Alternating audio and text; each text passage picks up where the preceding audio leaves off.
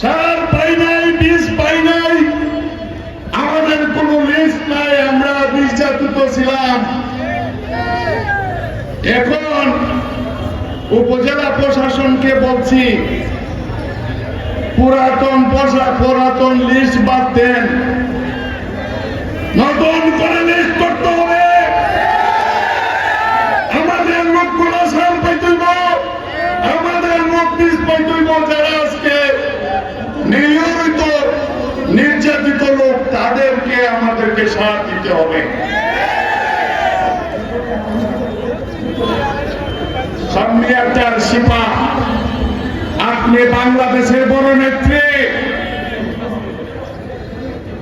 আমাদেরকে সময় দিতে হবে।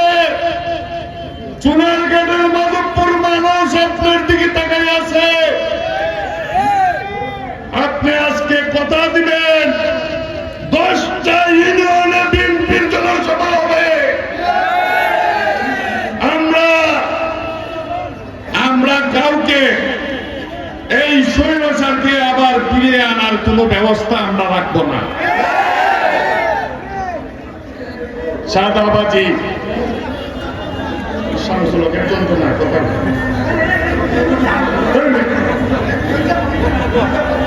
চাঁদাবাজি, ওই গাছ নাই, আপনার গাছ নিয়ে যায়,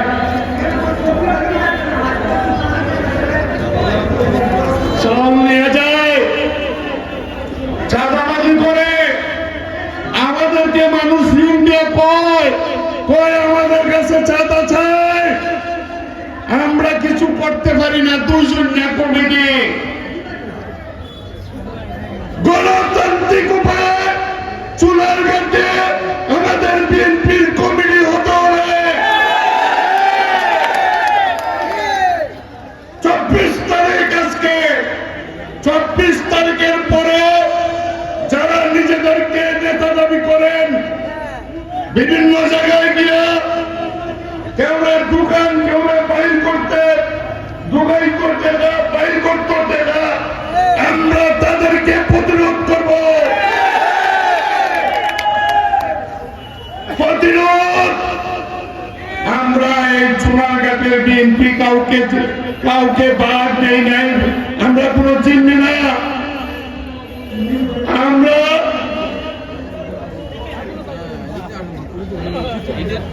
আমার একটা ইলিশে